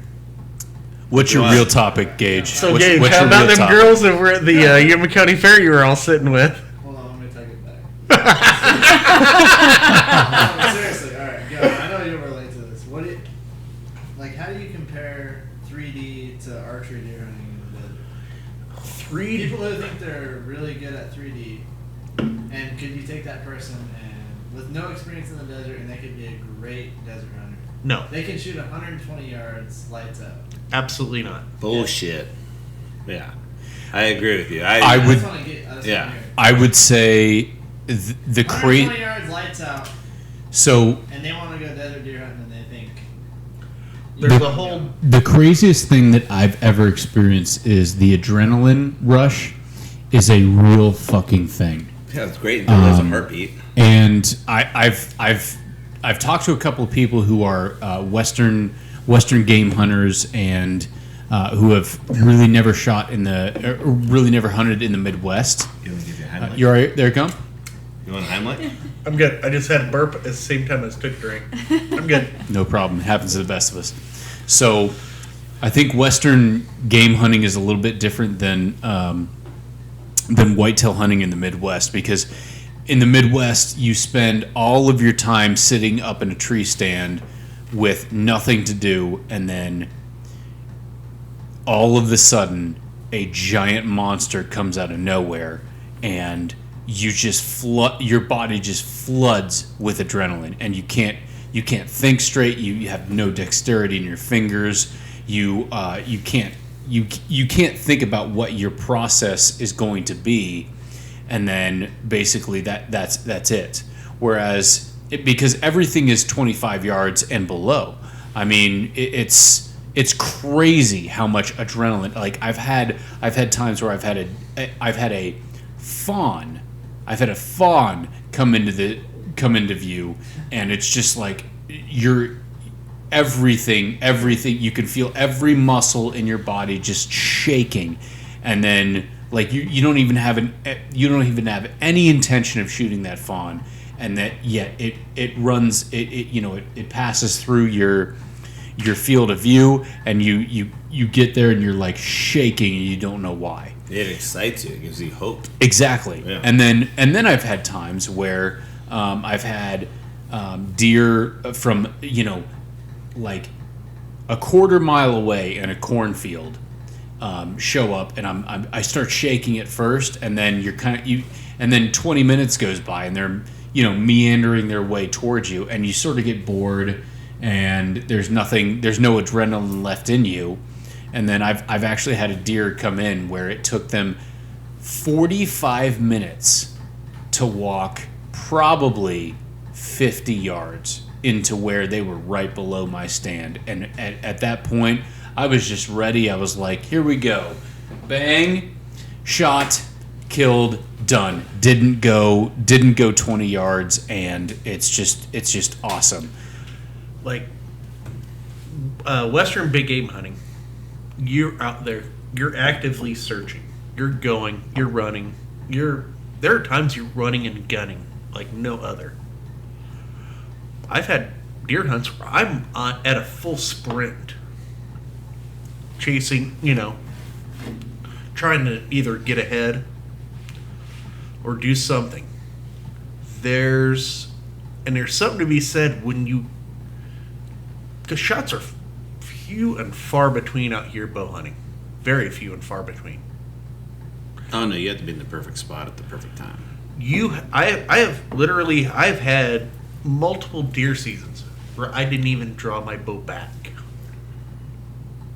And that's hunting, 10 to 15 days of that season without even getting a shot. Or one that I wanted to take. Let's put it that way. You're out there and you see a shot and you have that and you go, well, if you know anything about here in January, it's blowing 35, 40 miles an hour half the time. Right. You get a shot at 65 yards and you got a 35, 45 mile an hour crosswind. You better know 65 yards is a long fucking shot. On an animal that has a heartbeat. And Well, that's it, dude. Even like 20 yards. I mean, on an animal, unless you're ready for it, your body, what you think the wind will do to you, your body will do much worse to you. I've missed deer at 25 yards because of the drop, because of how string jump. I have video, slow motion, of an arrow arcing towards the heart of a deer, and it moves out of the way at 25 yards just in the nick of time. I can't say I've had that, but I can probably honestly say that I have missed one or made a very, very terrible shot on an elk because I dropped. Because you wanted to look. Because I wanted to look. I had a huge, I can't call them huge, but a 4x4. Huge. He jumped the string on me, and it was, decently far. It's about 45, 50 yards. He jumped the string so much that he could... We all know how big a 4x4 is. I mean, average buck... If he's standing on a hoof, he's 200 pounds. It's a fucking donkey. Yeah. But I mean, I could sit there and I can remember. I drew back. I shot. Everything was perfect. Wind was still. It was quiet. Too quiet. That deer heard my bow and literally dropped to the ground. And I can remember it clear as day. He dropped literally to the ground. It's insane. It's absolutely And insane. you probably think about it all the time, don't you? Yes. Yeah. Well, welcome It haunts, to the fucking club. it haunts my nightmare. Gage, what was your other question? Well, I was gonna ask David. You said you waited 45 minutes for that deer, and you calmed your nerves or whatever. You know what I'm saying, David? 45 minutes versus something randomly showing up. Yeah, so I think that's I can't because I've never hunted deer in Arizona before, but I think that would be a big difference for me, because having a deer show up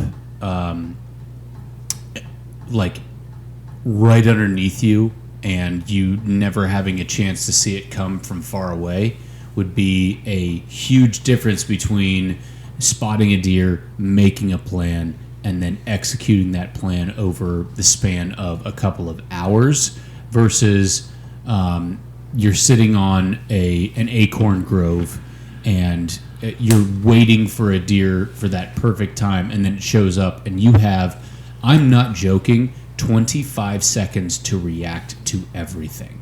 It was a long time. I mean, if you think about it. 25 seconds? So basically where I was going with that question is, I mean, that stuff happens in the desert. The adrenaline doesn't go away, right? But is there a situation you think that could prepare you could practice for to get ready for that situation when something walks right under you? So Situation. Here's the thing. Adrenaline. 25 seconds has elapsed between when you started that question and between now. Right. That's all you get. And there's no, and of course you're just sitting there in the cold, not, you've been sitting there for 8 hours in the cold, probably waiting for the sun to start going down, for this deer to start to move.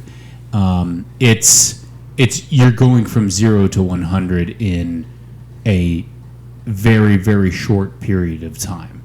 And I'm not saying that like whitetail hunters in the Midwest have it any easier or anything, because you're literally just sitting on your ass for 8 hours on either corn or a trail or a pile of acorns from a giant oak, something like that. Right. But like when I shot that deer, and it wasn't a huge deer. It was a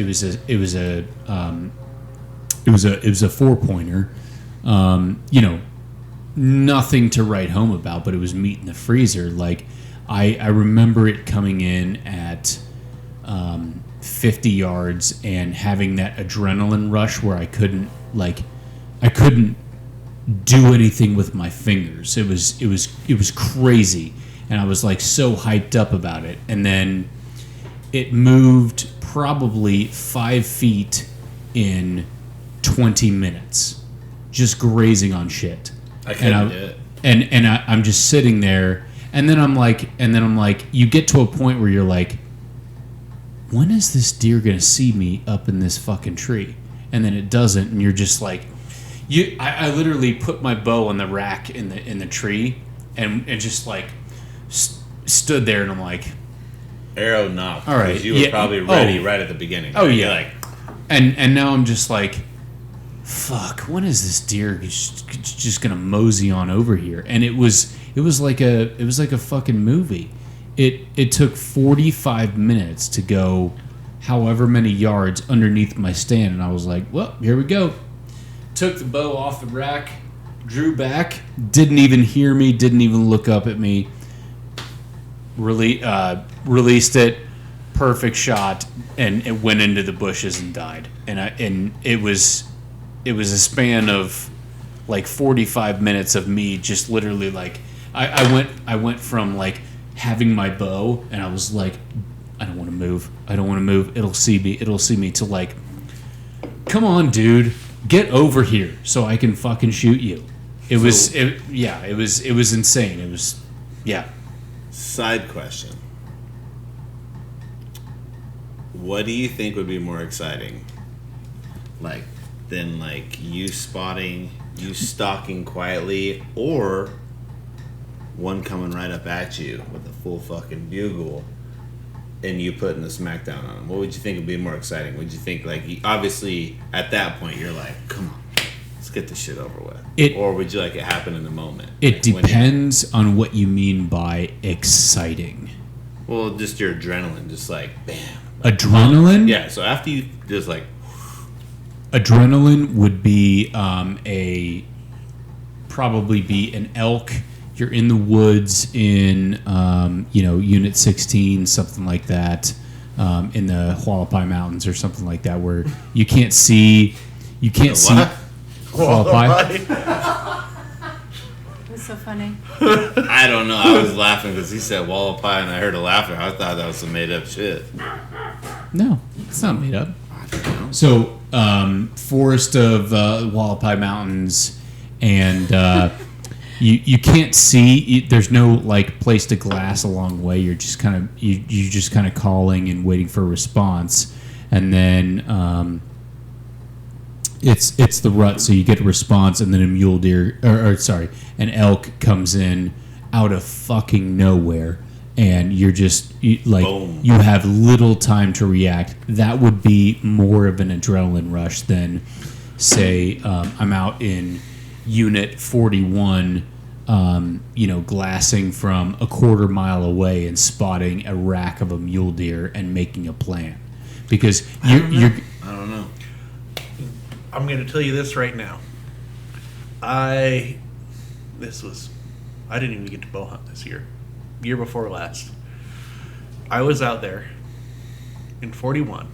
I had not a huge 3x, but a good 3x. Something any one of us would be proud to shoot.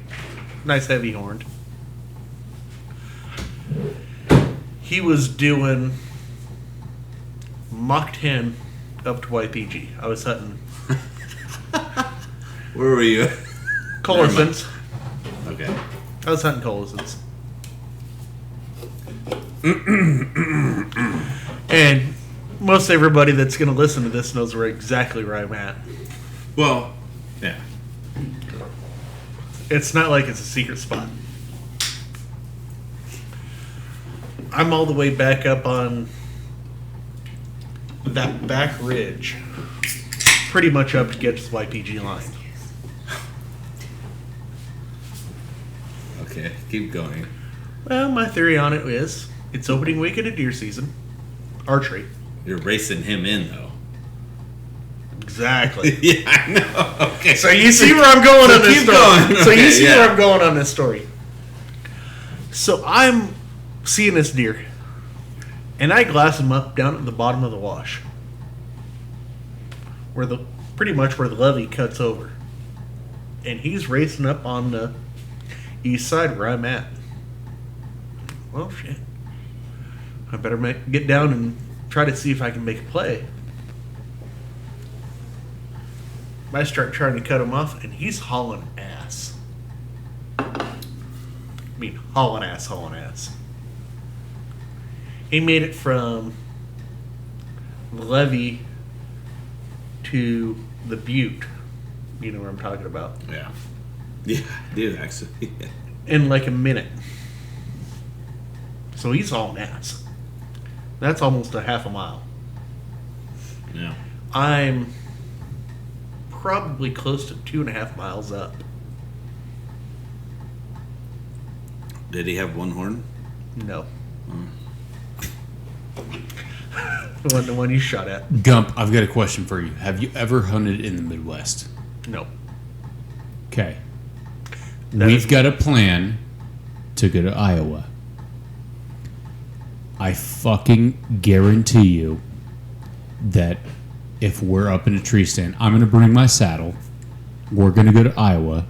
I'm going to take off probably, 20 days of work. They're all going to be pissed off at me, but I don't care. I guarantee you that when we're sitting up in a tree for 7 days in a row, and then all of a sudden, in 20 seconds, you have a gigantic fucking white-tailed deer, you're going to know what I experienced. As you're going to be shaking after that experience. It'll be a doe, Gump. I want to do It'll this. be Gump. You'll see a doe that you're not even going to want to shoot, and after that experience, you're going to be shaking so hard, you're going to be struggling to not fall out of your tree stand. Can And you it's buy going a to be, backpack? and Gump, I promise you, it's going to be an experience that's completely new, and you're not going to know what to do with yourself. I'm completely awesome with that idea. It is an awesome experience because you're just going to start shaking, and it's going to be a bone chilling shaking. Jennifer, you're awful quiet. Yeah, I'm kind of out of place in this whole conversation. Why are you out of place in this whole You're going to conversation? Minnesota in a week to do a bow shoot and potentially get the chance to go do a bow hunt. Well, but I've never hunted, and a lot of what you guys are talking about, it's kind of. You're getting the perfect opportunity. You know what, Jennifer? I think you do excellent in a hunting situation. Oh, thank you. You're welcome. I do know. Why? Why do you think that? I think you have nerves of steel, and I think that you're pretty tough, and I think that there's something to be said about novice hunters in terms of you don't know what you don't know. Okay. So with me, my biggest problem right now is that I've missed so many deer in terms of shooting them that it starts to fuck with my mind. Okay? Welcome to bow hunting. Exactly, dude. So you don't know what you know, or you don't know what you don't know, and so it's sometimes easier for novice hunters to get deer because they don't have that mind fuck. They don't have the mind on. fuck. Yeah, exactly. I've missed more big 180 plus mule deer with a bow in this desert than I've ever seen with a rifle. Ever even seen with a rifle in my hand. Plus, Jennifer, I think you're in better shape than most hunters out here. That's it. Really? So I think that you'd be able to do a stalk on a deer. Well, definitely when it comes to shooting, If I had to give up one or the I lack other, patience, I would give up and rifle hunting I shoot any fast. day of the week. If that makes sense, I don't. No. That's what I'm saying. I don't know. When we're out there shooting, I try to do it first, Yeah. and You get to know the animals. but I don't know. Like I said before, I'm happy on phone. There's nothing better than that. Yeah. After you spend. But then, like you guys were talking about, when it comes to an actual animal, who knows what that's going to be like. For sure. I feel like I have the confidence. Like I just want to shoot some shit, but who knows when it actually comes down to it. That's true. Talking. That's true. It's the same thing, but it's different. I do have the confidence Have though, to beat them at their own and I game. want to. Yeah. Especially with your new They take boyfriend. that out of the equation. They come to you. Don't stop. He's gonna have to take you Minnesota deer hunting. Yeah, we've talked about it. I have had deer that I've watched for close to months Yeah. bow hunting out here. Shut the door. I can literally hear him. I can literally hear.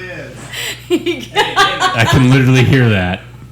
I don't know if we're gonna be able to hear this. This is just a complete shit show of a podcast. This is awesome. You're gonna have to start with that. That's gonna be the. I love every bit of this because This it's is just, like Joe Rogan on steroids with Coors Light. I know, exactly. At least Joe Rogan has the decency to stop the podcast when there's like people that need to piss. We just roll right through it, even through the noise of the urine hitting the wall out there. Actually, I hit her. I don't know. That was pretty loud. That sounded I got a like. steady stream. And not one of us has taken ayahuasca yet. I'm interested, to be honest with you. I need to bring this I up. would have. I'm completely game to do it. Wait, what are you talking about now? We need. Are we all in agreement? I will not neither confirm or deny, but if the opportunity arose, I would say it'd be a very spiritual event and maybe knowledgeable. Exactly. Are you talking about like peyote? think that we need to No. consider I mean. Sorry, Mom. the possibility that Sorry. ayahuasca may or may not help our state of mind, especially mine, with the amount of head injuries and concussions that I've had throughout my life that make it impossible for me to be in healthy relationships and stuff like that. I would like to heal my mind. I will say, statistics show that 90% of the time it is very beneficial. So you would say that 90% of the time it works every time? Yes. I'm a nerd on that part. Okay. But I will say, I mean, you're And that good. other 10% is a horror show.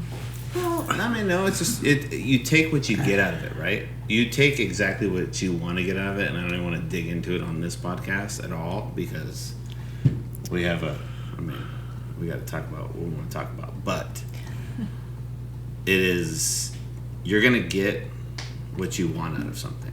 Just like anything in life. You really will. You're going to get 100% What you need.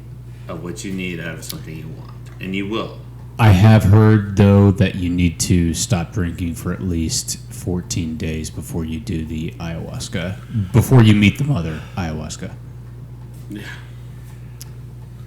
Well, shit. Well, shit. And I think that's a good time to change the batteries on this Atomos so that we can continue this conversation. All right. So is Let's this do like an it. intermission? This is an intermission. It is? And I need to piss really bad. Alright, intermission. Let's do it. Pee right outside the door. Yeah, let's There's do it. a puddle. God damn it! Now I gotta walk through pee. No, I peed far. You didn't hear that thing? It was like a fucking Gila River. Yeah, no, none of us heard it. Some bitch. What are we going to end it on? No. I don't know. Jesus Christ. Oh, I heard that, dude. Yeah, I heard that as well. Jesus Is it recording right Christ. now? Yeah, we're recording right now. I think that we should end this on the fact that this podcast makes me very happy, and I enjoy hanging out with all of you, including you, Gage. You peacock murdering son of a bitch. And Gagey poo. Do not say that on the internet, dude. He wasn't going to. He was out there. He was going to put the birds, he was pushing them to the field where they belong. Natural habitat. No murder took place. I would just like to say that no peacocks were hurt in the making of this podcast. No. Honestly, we just did it for the comments, so. Yeah, And we did. if you don't like it, No comment. too bad. Yeah, for sure. Sorry. We were just fucking with y'all. No, this has been an awesome experience for me to build this into what it is, and to have you guys here with me, willing to All day, dude. fucking. Welcome to the shit show. I know, exactly. This entire thing has been an absolute shit show, but it's been an absolute blast. We went through, funny parts with Gage pretending to hunt peacocks. Maybe not so much pretending, but No, he was pretending. He was attempting. to a absolute TED Talk masterclass in biology for mule deer and stuff like that from El Bubba Gumpino. I'm going to put this into perspective. The only reason I know all this stuff is from Jim Heffelfinger. What? I'm sorry. What? Heffelfinger. Half a finger? Heffelfinger. Sorry. I'm just kidding. I'm sorry, No, Jeff. he is the But big game biologist for Arizona. that sounds like a house from Harry Potter. No, that's I'll go show you the book. Jim Heffelfinger. Jim Heffelfinger. Okay. That's Hufflepuff, dude. I know that because I am. You're a fucking nerd. I love Harry Potter. I ain't gonna even lie. Nerd. No, but Okay, Minnesota. Hey, come Anyways. on the Tuscaros, I biology as we were. I'm glad you did shine a little light on on those topics that we didn't know. That was pretty cool. I didn't know that, at least. And this is shit that I just read, know just from general reading about the shit, general interest on that kind of thing. Right. No, this has definitely gone from a funny shit show to a TED Talk to a funny shit show again. And this is awesome. This is why I do this. This is why I have conversations with people, and it's fucking awesome. And you guys have been great. Oh my God, I think he met his match. I know a thing or two. Well, Dave, I will say, if you ever want us to keep you on your toes, we'll be those people. Yeah, dude. And we need to get Gage to get on a microphone next time instead of being in the background. Yeah. Well- Those are some good questions. You should have been up here. Yeah. Yeah, no, he will be. He's showing his nipple. He's on the casting. I mean the couch. So Next episode is Gage on the casting couch. Yeah. no, don't. Oh, no. Don't do it. Oh my goodness. Hey, you're making him blush, dude. I know. I would like It's to alright. thank. I have some footage of the real stuff. I would really like to thank everybody coming over to the Bow Cave tonight. Yeah. Hey, yeah. Shout out to Gump. Thank you, Gump, for having us over to the Bow Cave. Yeah, My dude. pleasure. This Yeah. thing is money. We've got his recurves over up on that wall. We've got his compounds over up on that wall. His and everything else. His arrows, stuff like that. We've got his casting couch where he brings Gage every once in a while. Shows him how to glue tips and arrows. Yeah. Oh my gosh, he did that. And then we've got his unfinished bathroom with the toilet in the shower. Actually, I went in your bathroom Dude, that's real a quick good to talk idea. on the Put it in phone. Shower, dude. The shower looks great, dude. Do you towel that yourself? No. Oh, okay. Well, I was No. about to give you a lot of credit because I was like, You didn't damn. put these floors down there, right? I am full Mexican. Edit that out. Whoa, guys! Edit that out. Can I get an You edit? gotta edit that out. Man, actually, I had a whole bunch of them. They were over here. Stay con la chingada de pichuelos. Oh my Dude. gosh. Anybody can talk shit in Spanish. Okay, come on. Pichuelo porque no hablas mono parado. Dude, you just literally spoke the alphabet backwards. How the hell you want me to fucking understand what you just said? Pichuelo. Okay, so Porque no habla por nada. Pichuelo. that's because I don't understand anything. So guess what? I'm gonna let you say that because I didn't understand what you said in the background. Cámate, güey. You know what? I know a lot of words. It'll just they're bad words though. I'm not gonna say them on the internet. It's like I'm not saying anything bad. Pinche coleros. Yeah, that's No, not we are good. the Cool Arrows. Not to mistake that for anything ever, guys, but we are the Cool Arrows podcast. Strictly bow hunting and archery. Okay. I was doing it for the PR team, guys. Sorry. Right. Do we have a PR team? Yeah. Yeah, it's Dave. He's Yeah, got it's to me. deal with all this It's shit. me. Yeah. Let's just fucking end this right now. It's been a pleasure, y'all, and let's do this again very, very soon. Gentlemen, Cool Arrows, episode Nice. 3. Yeah. Gage, buddy, Gage, you're the best man. Hey, thank you guys. Sulat. Salud. Uno mecánica. All right. Not a bad rap to episode 3, dude. I'm not gonna lie, that was pretty That good. was kind of sudden. Like, that was a sudden end. Well, I know, but we kind of. We were on a rant.